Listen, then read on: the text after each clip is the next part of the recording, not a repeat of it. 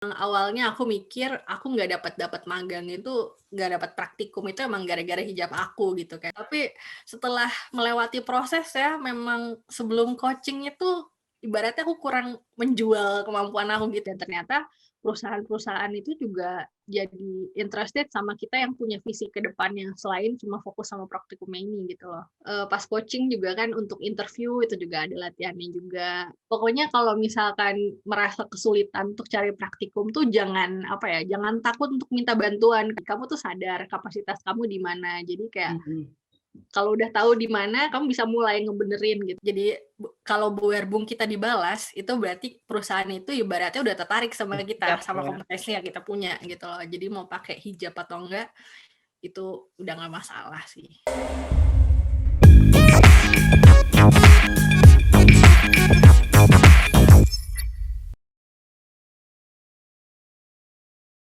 Bismillahirrahmanirrahim. Assalamualaikum warahmatullahi wabarakatuh. Halo teman-teman, balik lagi di podcastnya di Akma Volksschule. Kali ini bareng aku lagi, Konita Uli. Terus di episode kali ini kita lagi mau ngebahas tentang susahnya nyari praktikum di Jerman, apalagi masa-masa pandemi nih. Kita kedatangan tamu istimewa, namanya Kak Nurul. Halo Nurul.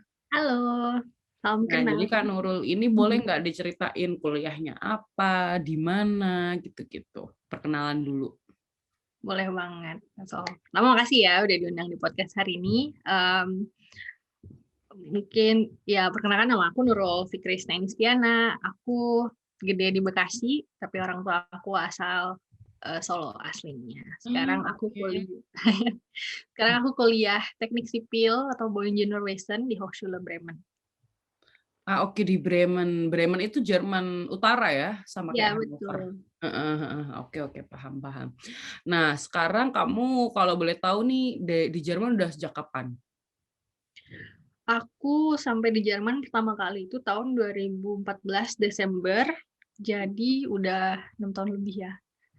Eh, Iya, aku udah sempat kuliah di Koblenz 1,5 tahun di sana, terus baru pindah ke Bremen. Oke. Berarti, oh ya, aku 2013 nyampe. Sebentar. Mm-mm. Wait.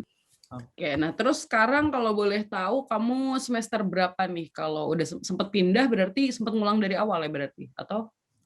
Iya, aku ngulang dari awal, tapi untungnya nilai-nilainya bisa dianerkan. Jadi mulai dari awal pun nggak dari awal banget, jadi ada beberapa modul yang udah selesai. Sekarang aku semester 8. Oke, semester 8 nggak apalah. Aku juga udah semester 1 tahun di atasmu, udah tinggal dihitung sendiri. Tinggal skripsi Sebenarnya udah 8. males ngitung sih, cuman kayak ya udah. Iya, aduh, kalau udah semester tuh aku selalu bilang semester tinggi ya Kak. Tolong Iya, gimana udah di semester sini tua, susah kuliah gitu. Iya benar-benar. semester hampir lulus. Iya.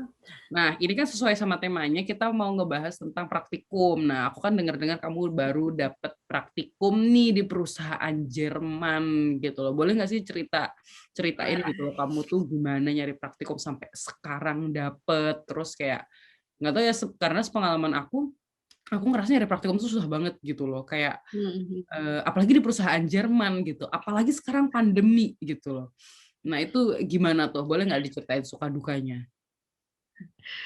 oke, alhamdulillah ya betul. Aku mulai praktikum di Impeus Bau, itu di Elmshorn. Elmshorn tuh Hamburg Altona, masih ke sana lagi setengah jam. Oke, Jadi jauh ya? masih utara lagi, lumayan. Suka dukanya ya tadi ya. Mhm. Suka duka cari praktikum pas lagi pandemi. Sukanya mungkin dapat pengalaman interview yang lumayan berulang-ulang. Ya jadi tahu gitu loh, HRD itu biasanya ngelihatnya dari sisi apa aja, terus penilaian mereka kira-kira gimana gitu-gitu. Jadi ngadepin HRD-nya kan beda-beda. Itu pengalaman yang lumayan berguna juga. Mhm.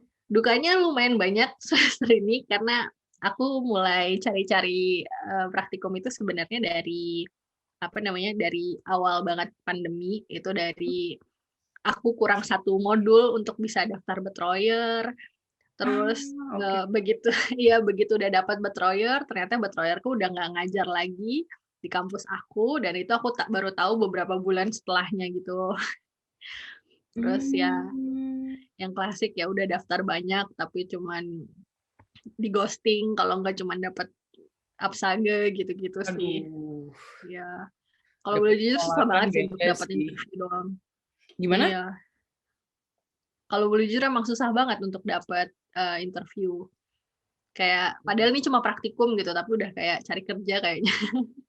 Iya, bener bener. Iya sih, maksudnya, buat dapet, termin interview atau apa, waktu buat, apa ya namanya, undangan buat interview aja tuh, kita susah kan dapetnya. Nah, kadang kalau udah dapet nih, udah dapet interview, terus pas interviewnya gagal, kayak gitu. Banyak banget loh yang kayak gitu. Jadi udah Iya. punya naruh harapan nih, "Wih, gue dapet ini nih, dapet, apa namanya, janji nih dapet undangan interview," gitu. Terus ternyata pas interviewnya dia karena nggak tahu tipsnya, karena kurangnya informasi juga, jadi Iya, akhirnya mereka gagal gitu loh di interview, kayak bener-bener. gitu.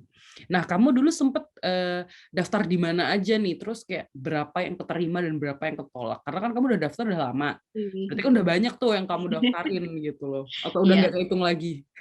kalau yang ketolak sih udah nggak kehitung ya, udah sebenarnya lebih males ngitung karena kayak ya udah kalau ketolak udah selesai gitu kan. Tapi kalau ngitung yang hampir keterima itu ada 3, jadi satu itu aku daftar sendiri, yang 2 itu dibantu setelah coaching, Mhm, mmm, yang aku cari sendiri itu di nama perusahaannya Dapenbrock, itu kita tuh udah interview, udah ngobrol langsung sama HRD-nya, HRD-nya juga baik banget gitu, itu udah, per telepon atau video call. oke, terus? Ya, video call, terus udah sempet email-email-an bolak-balik gitu, tapi ternyata setelah aku dikasih ke orang lain. Tuh, itu bete Terus sih. iya, sedih banget. Terus yang satu dibantu sama Coach Ellen juga, itu dapet, tapi dia baru bisa kasih aku mulai September. Terus September yang tahun paling ini? iya, September tahun ini. Oke. Sedangkan itu kan masih kayak ada 4, 5 bulanan lagi ya. Agak lama kalau untuk nunggu sampai segitunya gitu loh kalau menurut aku. Terus yang terakhir, ini yang paling sedih karena dia yang kalau menurut aku so far paling menjanjikan gitu sebelum Impeus ini, dia yang paling menjanjikan udah jadi tuh sebenarnya Stelle-nya dia buka Stelle Work Student. Terus, dia bilang mau mau ganti ke praktikum boleh nggak gitu kan, terus dia bilang, "Oh ya udah nggak apa-apa, udah mau vertrag segala macem, di sana juga aku udah dapat rumah, udah siap pindah." Terus setelah diskusi sama betreuer aku, katanya Stellenya itu isi dari praktikumnya itu kurang pas gitulah untuk jurusan aku, jadi nggak Kurang bisa. relevan, Iya, oke. kurang relevan, betul, Aduh, gitu. itu bete sih, soalnya kamu udah nyiapin semuanya, terus kamu kan Iya, udah ngerasain senengnya ya dapat praktikum itu, kayak, "Yes, ini dari iya, work student bisa pindah ke praktikum," udah nyiapin iya rumah, loh, udah apa baik banget segala kan. macem. Terus kayak, aduh, nggak nyambung gitu kan, kayak aduh sedih sih. Tapi Mhm. kamu kira-kira sempet daftar nggak magang di Indonesia kayak buat jaga-jaga gitu? Kayak kalau beberapa temen aku yang aku kenal memang mereka, ya udahlah kalau mentok mereka ngambil yang di Indonesia gitu loh praktikumnya, karena susah karena masa pandemi Iya, juga, terus di Indonesia juga deket sama keluarga, kayak gitu-gitu. mhm Nah, kalau mhm. kamu gimana? Iya, aku juga sempat kepikiran pastinya, dan aku juga udah sempet, apa namanya, tanya-tanya ke kenalan-kenalan kayak gitu-gitu. Aku juga udah mulai persiapin surat-surat yang mesti aku bawa kalau misalkan aku pulang. Mhm. Dan sebenarnya aku tuh udah netapin deadline, jadi kalau misalkan di Jerman sampai Maret 2021 ini aku nggak dapet, jadi bulan lalu kalau aku nggak dapet, Ya, aku mau pulang gitu. Jadi kemarin tuh sebenarnya orientasinya udahlah pulang aja gitu. udah Dan capek ya? ternyata iya, udah capek banget nggak dapet-dapet gitu kan, buang-buang waktu juga, jadi entar kuliahnya makin lama. Mhm. Terus ya, tapi untungnya, eee, tiba-tiba ditelepon dari Impeus itu kan, Itu kamu dan diteleponnya baru ini berarti April ya? baru April, akhir-akhir April kok, pertengahan April, sorry. Tanggal berapa ya, belasan kok itu baru ditelepon sama mereka, terus aku Oke. minta interview tuh tanggal pokoknya 20-an, tanda tangan kontrak baru kemarin, hari Senin. Itu Mmm. baru banget. Jadi ini juga tiba-tiba deg-deg-deg gitu emang berkah Ramadan kayaknya. Ya fix sih, fix banget. Apalagi pas pertengahan April baru masuk Ramadan lah gitu kan. Mhm. Mhm. Tapi kalau kamunya sendiri kenapa lebih milih magang di perusahaan Jerman padahal sebenarnya ada aja gitu change, magang di Indonesia yang kayak, ya enak aja gitu di Indonesia dekat sama orang tua yang tadi aku bilang, terus kayak Mhm. di sana juga apa-apa pakai bahasa Indonesia, mungkin bahasa Inggris juga gitu, kayak lebih gampang, hidupnya nggak ada pressure gitu kayak di Jerman gitu. Betul banget.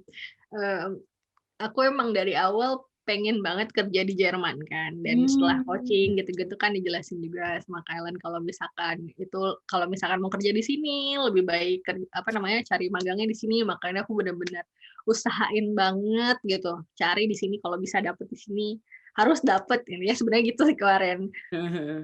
Iya, jadi biar nanti pas kerja lebih mudah, kalau udah pernah punya pengalaman di sini juga gitu. Iya sih, karena memang kamu orientasinya kan mau habis lulus maunya kerja di sini kan. Kalau Mhm. memang beberapa teman-teman aku dia ada beberapa yang aku nggak menyalahkan orang yang mau praktikum di Indonesia ya, karena memang Iya, mereka ya itu pilihan mereka. beda-beda. Aku juga kalau sebenarnya enak aja gitu praktikum di ini Iyalah, kan, magang enak banget gitu. Cuman memang jurusan aku BWL juga kalau marketing, BWL itu nggak ada sebenarnya kayaknya jurusannya di Indonesia karena dia lebih ke bisnis perusahaan gitu kan. Nah, sedangkan di Indonesia mhm, kayak marketing, ya udah marketing algomain aja, marketing senormalnya marketing gitu, memarketingkan gitu. produk gitu-gitu. Nah, kita kan enggak gitu loh, kita Iya, marketinginnya lebih B2B kayak gitu-gitu. Dan aku ngerasa kayak bakalan kepake di Jerman sih, dan aku memang orientasinya pengen kuliahnya habis itu di Jerman gitu, maksudnya iya, apa, kerjanya di Jerman gitu loh. Jadi iya. Dan ya itu juga beda kan, teknik sipil di Indonesia sama di sini juga beda. iya Jadi pasti kalau ada di aja. iya, kalau di sini tuh, apa namanya, normal gitu loh untuk, apa namanya, anak praktikum itu ikutan, apa namanya, ikutan kerja kasarnya lah ibaratnya gitu. Mhm Kalau di mhm. Indonesia kan ada kulinya. Iya, bener bener. Iya, itu juga beda banget di sini. Struktur organisasinya itu yang beda banget antara Wah, sipil di Indo sama di sini. baru tahu, menarik. Nah, tapi kalau seumpama nih kayak aku BWL, dia kan business administration, dia bisa home Mhm, office kan kalau mhm. pas lagi, praktikum mungkin atau kerja. Nah, kayak gitu, kamu gara-gara Covid ini memang karena gara-gara Covid jadi home office. Nah, kalau kamu di teknik sipil ini, gara-gara Covid jauh lebih susah nggak sih nyari kerjanya? Karena kan kayaknya di jurusan kamu juga nggak bisa kan home office gitu Mhm. loh. Nah, itu Iya, kayak nggak gimana bisa. tuh? Selama corona ini yang aku bisa jadi aku yang kurang cari juga, Mhm. tapi aku sampai Juni tahun lalu, Juni 2020 itu emang kayak hampir nggak ada lowongan sama sekali gitu loh. Aku udah cari di Mhm. LinkedIn, aku refresh-refresh semua untuk teknik sipil tuh hampir nggak ada, dan kalau dilihat dari obrolan-obrolan guru selama Vorlesung gitu ya, itu pada bilang emang kebanyakan, Baustelle itu lagi diem aja gitu, karena dibatasi kan orang-orang yang bisa datang ke Baustelle itu berapa orang, dan Mhm. kalau orang yang bisa kerja aja dibatasi, jadi kan progresnya juga melambat gitu kan. Sedangkan Iya. ya kalau misalkan satu pekerjaan belum selesai kan nggak bisa dilanjutin ke setelahnya gitu, nggak bisa di-skip kalau teknik sipil. Jadi harganya juga mungkin mungkin bisa relate juga kan anak BWL bisa tahu lah kalau misalkan project melambat, jadi kan harganya juga makin naik Iya. gitu-gitu, dan Heeh. ya dan aku pikir ya yang diteken, ya udah nggak usah cari praktikum dulu aja, toh masih banyak, pekerja-pekerja yang bisa dipakai gitu tenaganya, gitu Heeh sih heeh. kalau menurut aku. Iya ya, karena mereka juga karena maunya mau nggak mau harus live kan kalau teknik sipil, dan Mhm, kalau live juga mereka berarti menambahkan orang, pasti lowongannya jauh lebih sedikit sih kalau logikanya ya, karena iya, ya mereka punya Festangestellte, mereka punya pekerja tetap yang harus dikasih makan juga gitu loh, ngapain nyari iya. praktikum, bener bener setuju. Mmm, jadi setelah aku ngobrol-ngobrol sama HRD dari acara acara kampus gitu kan, aku sempat ngobrol-ngobrol, itu mereka pun nggak bisa ngejanjiin untuk praktikum gitu loh, karena mereka juga kerjaan itu banyak dan memang sudah dibagi-bagi, Iya dan sih. anak praktikum tuh simply lagi nggak dibutuhin aja gitu selama ini, selama selama pandemi gitu. Mhm mhm. Paham paham paham. Nah, kamu kan, tadi sempat cerita kamu ikut coaching-nya, Coach Ellen kan. Nah, itu berarti kan kamu juga, CV sama, Motlet-nya juga itu kan pasti dibenerin karena ternyata katanya Mhm, itu yang paling penting kan. Nah, itu mhm. kayak gimana tuh? Kayak emang emang beneran ya kayak itu penting gitu loh? Iya. Karena sepenting Jadi itu gitu. Apakah itu tuh penting banget kah? Ataukah sebenarnya itu tuh tidak terlalu banyak berpengaruh atau kayak gimana menurut menurut kamu? aku pengaruh banget sih karena kan kalau dibandingin nih yang sebelumnya sama yang sekarang tuh emang beda jauh gitu loh hasilnya. Setelah Mmm, aku coaching sama yang sebelumnya gitu. Karena dulu tuh aku bener-bener nggak pede sama motivation letter aku, sama bahasa Jerman aku yang aku tulis di situ gitu. Sebelumnya itu aku cuma fokus sama praktikumnya aja gitu loh, dan pas coaching Kak bener-bener bantu aku mikir kayak rencana aku setelah praktikum itu apa gitu loh, kayak aku mau ngapain bla bla bla, dan ternyata perusahaan-perusahaan itu juga jadi interested sama kita yang punya visi ke depannya selain cuma fokus sama praktikumnya ini gitu loh. oke. Jadi kalau kita udah kepikiran ke depannya mau ngapain gitu-gitu itu juga jadi nilai tambah untuk mereka. Mmm, Terus ya pas coaching juga kan untuk interview itu juga ada latihannya juga, ngebantu banget juga sih jadi apa namanya ya, aku kan bahasanya kaku banget gitu jadi itu bisa lebih luweslah, ngelemesin lah gitu ya, heeh, gitu. lebih lebih lemes, bener bener, mhm. Tapi Tuh. berarti kalau CV itu ketika kamu ubah tuh, eee, lebih profesional gitu ya, kayak Iya CV betul, jadi sama lebih profesional banget ininya. heeh, sama Motletnya juga mungkin kayak nggak ada Sprachfehlernya juga gitu kan, karena Mhm, itu itu penting sih, itu Motlet tuh karena kan dari perusahaan sendiri mereka nggak kenal kita kan out of nowhere gitu, iya, siapa sih ini orang daftar. Mereka yang pertama kali dilihat tuh ya CV ya sama CV-nya dulu. Motletnya gitu loh, dan itu memang ternyata sangatlah berpengaruh sehingga orang itu dapat kayak, "Oh ini dapat undangan nih buat interview karena Mhm, kita tertarik sama CV, sama perkenalan kamu," kayak gitu-gitu kali iya. ya?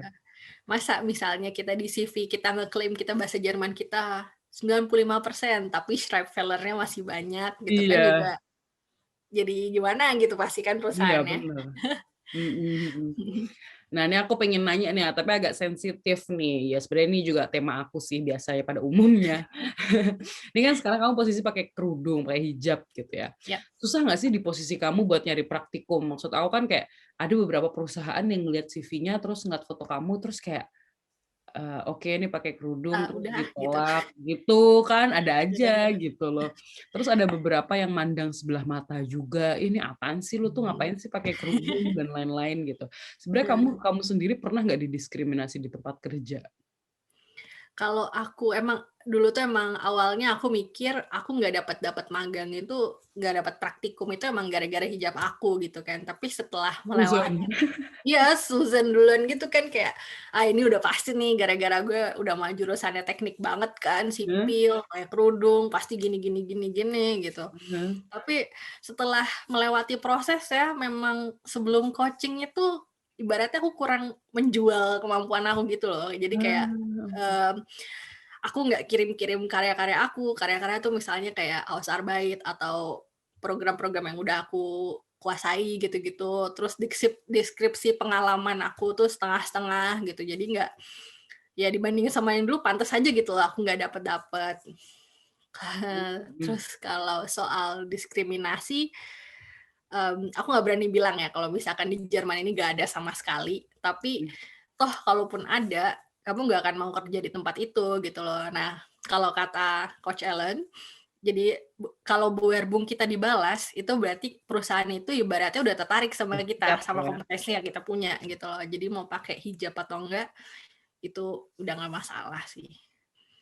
Iya sih, ya maksud aku sendiri udah katakanlah aku udah 7 tahun gitu di Jerman dan aku pernah Mhm, mengalami masa-masa, suudzon gitu kayak kamu, mhm. masa-masa suudzon, masa-masa kayak, "Wah fix sih ini aku gara-gara, pakai kerudung sih ini aku jadinya terbatas," kayak gitu-gitu. Iya. Terus aku kayak jadi, "Aduh gimana ya?" Kayak gitu-gitu. Nah tapi ketika ketika Ketika aku dapet, apa namanya, dapet undangan buat interview, kayak aku mikir, "Lah ngapain mereka ngundang gue interview kalau mereka tahu gue pakai kerudung?" Gitu. Dari situ kayak Iya. sebenarnya kita tuh nggak boleh suuzon dan ternyata Iya. teman-teman aku yang kerja, maksudnya pas akhirnya aku jadi kerja gitu, part Mhm. time gitu ya, terus aku nanya mereka, mereka tuh sebenarnya bener-bener kain problem, bener-bener nggak ada masalah, kayak, "Ya terserah lah itu kan yang lu pakai," gitu Ya loh, itu "terserah lu pribadi mau banget. pakai Justru keren." malah orang di sini tuh nggak ngurus-ngurus gitu loh, apa maunya kita ngapain, gimana-gimana itu benar-benar terserah kita kalau di sini. Iya, dan kalaupun ada yang mendiskriminasi ya mereka berarti lingkungannya kurang kurang bagus aja, maksudnya dalam arti kayak Iya, pertemanannya kurang jauh aja gitu loh. Karena kan sekarang banyak banget ya orang-orang Turki yang udah, tinggal di sini, udah sampai kakek neneknya gitu, yang udah beranak cucu di sini. Jadi sebenarnya itu nggak bukan bukan salah satu yang harus dikhawatirkan gitu loh. iya. Memang kalaupun adanya rasis atau apa segala macam, kemarin kamu sempet nggak sih ikut ininya, apa namanya, ikut info yang di Erfurt, itu di kota aku. Oh, Iya, jadi aku kan kuliah di Erfurt tuh, di yang situ di itu yang di Straßenbahn bukan sih? ditendang-tendang. Gimana? Iya, yang di Straßenbahn bukan sih? Iya iya, yang di Iya tram. kan? Iya, kayaknya aku lihat deh. Dia masih kecil Oke. banget gitu, terus dia ditendang-tendang, pokoknya dirasisin gitu, diludahin dan lain-lain. Alhamdulillahnya selama ini aku paling cuman verbal doang kalaupun didiskriminasi, tapi memang mereka mendiskriminasi bukan karena aku pakai kerudung, tapi memang Iya, karena aku ya imigran, imigran, iya iya, kita imigran ya namanya? iya, Ya imigran. kita Emang algemeen sih, jadi mau kita orang muslim, mau kita orang hitam, maaf ya, iya, mau heeh. kita orang Cina, Asia, apa segala macam, memang kalau mereka mau diskriminasi kita ya bakalan kejadian aja gitu. Jadi nggak pengaruh sama kitanya, jangan nyalahin hijabnya gitulah ibaratnya. Bener. Karena akunya juga dulu sempet kayak, aduh fix sih ini gara-gara gue pakai kerudung makanya kayak gitu. Padahal teman-teman aku yang lain, kayak ada beberapa dosen aku yang, eee, Mhm, ada nggak bukan beberapa sih, ada salah satu dosen aku yang memang mereka nggak friendly gitu sama Auslander, mhm, sama imigran oke, gitu, sama student-student yang dari luar negeri gitu. Nah terus heeh. kayak dari situ aku ngerasa kayaknya mereka tapi kenapa mereka baik banget gitu loh sama orang Jerman, dosen ini. Terus kayak, oh ternyata karena sebenarnya bukan masalah karena aku pakai kerudung, setelah aku kenal sama dia, dia jadi betreuer aku dan lain-lain, Mhm, jadi apa ya, dospem lah ya betreuer itu. mhm, iya, Tuh setelah itu mereka ternyata malah baik banget, oh ternyata mereka itu bakalan baik ketika kita juga mau membuka diri ya, mereka juga, iya, ini orang nggak mau membuka diri ya gue cuekin aja gitu loh. Jadi sebenarnya iya. tergantung potensi sama Jadi gimana cara kita komunikasi kan gitu loh sama mereka. betul. Jadi lebih ke kepribadian merekanya masing-masing gitu ya, bukan Iya dari gitu. Bener bener bener. Kamu pernah nggak sih terus kayak di tempat kerja tuh kamu di tempat kerja mungkin part-time atau yang kamu bilang kamu sempat heeh, kerja di KFC juga gitu di IG iya. TV kamu Kalau bilang aku dulu pernahnya waktu masih les bahasa, aku pernah di Magdeburg 1 semester waktu itu. Jadi, aku pakai kerudung sama teman aku, terus mhm, tiba-tiba nih ada Obdachloze. Obdachloze tuh orang yang nggak punya rumah, yang orang jalanan gitu, tiba-tiba teriak-teriak gitu dan waktu itu kan Deutsch aku masih nggak bagus juga dan dia kan biasanya berdialek gitu kan ya, jadi kurang bisa nangkep dia ngomong apa. Tapi aku tahu kalau dia ini lagi ngerasisin aku. Karena mhm, dia teriak-teriaknya tuh bener-bener sambil nunjuk-nunjuk hijabnya gitu kan. mhm mhm. Terus, itu banyak banget yang ngebela aku waktu itu. Jadi ada 2 mbak-mbak tuh yang kayak langsung ngusir orang itu, terus satu mas-masnya tuh bener-bener narik orang itu untuk menjauhin dari kita gitu. Jadi jangan khawatir juga sih kalau di sini gitu, karena tetap masih banyak orang baik yang bakalan ngebantuin kita. Iya sih bener. Lagian mereka tuh sebenarnya berani kayak gitu tuh cuman teriak-teriak doang ya. Emang ini agak ada Iya, exception ya sama orang yang kemarin ngeludahin sama nendang-nendang itu. iya, Cuman sebenarnya kalau bisa apalagi sih, kalau ke itu udah cewek mereka sebenarnya pasti bakalan dapat Strafe gitu. Mereka pasti bakal dapat denda mhm, gitu loh kalau kayak gitu. Itu aja udah ditangkep mhm. kan orangnya. Iya, Ini intermezzo aja astaga. teman-teman. Jadi kemarin ada yang rasis gitu loh di Jerman. Terus kita kan kayak ngomongin tentang masalah kerudung gitu. Sebenarnya nggak masalah kerudungnya gitu loh. Didiskriminasi itu karena memang ya orangnya aja gitu yang Kalau di bermasalah dan sebenarnya kalau dilihat dari background-nya mereka ya, bisa jadi kan gini, mungkin aku pernah dengar kalau misalkan mereka tuh menganggap imigran itu mencuri pekerjaan mereka. mhm, Tapi ya gimana, kita datang ke sini pun kita bawa, apa namanya, kayak bawa background juga gitu loh. Kita juga ke heeh, sini nggak cuman bener-bener cuman ngambilin kerjaan doang, kita juga berusaha, kita les bahasa, kita kuliah kan, kita mencoba untuk kerja gini gini gini biar tetep gitu loh. Sedangkan mereka mungkin usahanya nggak sebesar kita gitu, jadi itu masih ya salah sendiri ibaratnya gitu kan. Iya sebenarnya bukan masalah, tetap ada aja lah lowongan buat orang Jerman kalau Mhm. mereka pinter ya, Iya ketika mereka iya berpotensi bener. pasti ada aja gitu loh. Bener. Nah ini aku punya pertanyaan terakhir nih. Jadi menurut kamu kalau tadi aku boleh simpulin, kan kamu tadi dapat interview karena kamu kayak katakanlah menjual potensi-potensi kamu gitu loh. Terus habis itu dari for praktikum sampai kayak kreativitas di kampus kayak gitu, berarti kamu kayak sempat tadi kamu bilang sempat portofolio nih, kamu Mmm, bikin Hausarbeit itu kayak makalah gitu, kamu kumpulin mhm, juga, kamu kirim ke mereka, terus kamu juga sampein juga di motivation letter kamu sama CV kamu juga, kamu pernah ngerjain iya, apa-apa segala macem. Nah, tapi gimana sih kayak interview nih yang tadi aku sempat bahas juga nih sangat karena banyak banget yang gagal gitu loh di interview nih mhm, aku masih penasaran kalaupun aku dihadapkan sekarang dengan interview tuh aku kayak pasti deg-degan gitu loh. Nah, terus interview kan pasti yang ditanyain kan motletnya bukan motletnya sih, iya, CV-nya kan, kayak kamu pernah mhm. kerja di mana aja, kayak gitu-gitu. Nah, menurut kamu kira-kira apa yang, penting gitu loh ketika kamu nyiapin interview itu? Kan biasanya kita dikasih waktu nih, kita kasih, interview tanggal ini gitu kan, kamu ada Iya persiapan tuh. Nah iya, itu betul gimana? betul. Itu kalau aku sih kalau bisa sampein apa yang udah ditulis itu dengan cara yang lain. Jadi misalkan kan kalau kalimat yang di Motlet itu kan biasa pasif gitu kan. Iya, Terus, sampein itu lebih kayak kita cerita gitu loh. Kayak, "Iya waktu itu aku gini gini gini," dan apa ya, sesantai mungkin kalau bisa, karena HRD pun juga kayak mereka bakalan santai gitu kalau lagi hadap-hadapan sama kamu gitu loh. Jadi jangan nervous, kalau nervous nggak apa-apa, cuman kayak ambil pause sebentar, ambil nafas, mulai lagi gitu. Jadi, mhm, eee, pelan-pelan dan banyak latihan, memang harus kayak gitu. Terus, sebenarnya di proses interview itu kan juga ada proses kenalan ya, antara mhm kita mhm. sama HRD-nya itu sendiri, sama perusahaannya itu. Justru ini bagian yang paling penting karena di situ tuh kan kita bisa kasih tahu gitu bagaimana cara kita memperkenalkan diri kita, Iya, bagaimana cara pembawaan diri kita selama interview gitu kan, mhm, bagaimana cara kita ngejawab pertanyaan mereka kayak, sigap nggak, kita solutif nggak, gitu-gitunya kan. Kita kayak ngelihat ke depan kayak visioner apa enggak, gitu-gitunya. Itu mhm. kan mereka juga jadi ada apa ya, mmm, kayak jadi ada Interest tersendiri juga interest gitu. sendiri gitu untuk hal yang itu gitu. Jadi bisa menilai lah ibaratnya, kita nih cocok nggak gitu kerja sama sama timnya mereka gitu. Jadi nggak apa-apa, pelan-pelan aja, latihan terus yang pasti.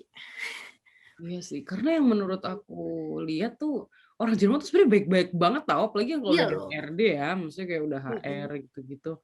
Baik banget loh mereka tuh kayak nggak nyopot, nggak mengintimidasi, nggak marah-marah, apa segala macam, bener-bener baik iya gitu. bahkan aku juga yang kemarin itu aku sempat bilang kok selama Gespräch itu aku sempat bilang, "Aduh maaf ya aku nervous nih jadi aku ngomongnya Mhm. setengah-setengah." Terus kayak, "Iya nggak apa-apa tarik nafas dulu aja," kata dia gini gini gini gini gitu. Terus jadi ice breaker lah antara aku sama dia jadi nggak formal banget gitu loh, tapi tetap kita tahu ini Gespräch jadi kita harus profesional gitu. Heeh heeh heeh. Kadang ada beberapa orang yang, ketika wawancara pas interview juga maunya ngomongnya gitu loh, ngomongnya santai Iya gitu. iya, Jadi kayak biar biar lebih kenal, "Udahlah santai aja ngobrol sama gua," gitu kali ya iya. bahasannya gitu. Kemarin Mhm juga aku mhm. Dutzen sih lah itu. Jadi, ini juga nggak tahu sih ya, apa namanya, dia bilang kalau di Umgebung di sini tuh kita manggilnya nama depan, kita Dutzen, bla bla bla. Cuman karena aku masih gugup, itu kan masih Gespräch dan pertama ketemu, aku panggil dia masih sih. Tapi Mhm. setelah itu kayak aku kirim oh iya, satu lagi yang penting, kirim ini, ucapan terima kasih atas waktunya, itu juga penting. Setelah Gespräch gitu ya, kayak, "Makasih atas waktunya hari ini gini gini gini gini," mereka bakalan jadi kayak apa ya, ngeh gitu kita tuh, "Oh ini anak nih appreciate banget nih sama waktu yang kita kita lakuin tadi selama Gespräch," gitu-gitunya. Itu juga aku lakuin gitu. Oh, berarti itu lewat email tapi? Iya, email. Jadi Aku pas sempet kamu chat juga sih. oke berarti pas kamu ketemu kamu udah bilang makasih, setelah interview juga kamu bilang makasih lagi gitu. Oh iya bener juga ya, itu butuh Iya, waktu sih. itu penting juga. Oh, menarik. Wow, oke. Aku juga jadi belajar nih buat oke, paham. Jadi kayak iya ya, jadi mereka bener-bener ngerasa diapresiasi gitu loh, bener. Iya, terima kasih atas waktunya tadi. Tadi obrolannya seru, gini, dan aku berharap atas positif rukmeldungnya atau Feedback. gimana gitu-gitunya. Oke, Gitu, mereka oke. bakal appreciate banget lah. BTW, kamu selamat banget ya. Ini soal tanggal 10 kan kamu mulai. Iya, alhamdulillah ini juga dibantuin sama Coach Ellen, mantap banget sih. Tapi BTW kamu tanggal 10 itu berarti udah mulai, terus kamu pindah dong berarti ini? Iya, aku kebetulan ada anak Indo yang dia mau Auslan, terus waktunya sama persis sama waktu magang aku, dan dia di STW, jadi kamarnya murah. Jadi aku Oke. BTW Nurul, semangat buat praktikumnya. Semoga lancar, nggak ada masalah di tempat praktikumnya, terus bisa mengikuti tugas dengan baik karena praktikum banyak banget pasti tugasnya. Semangat banget pokoknya, selalu sukses.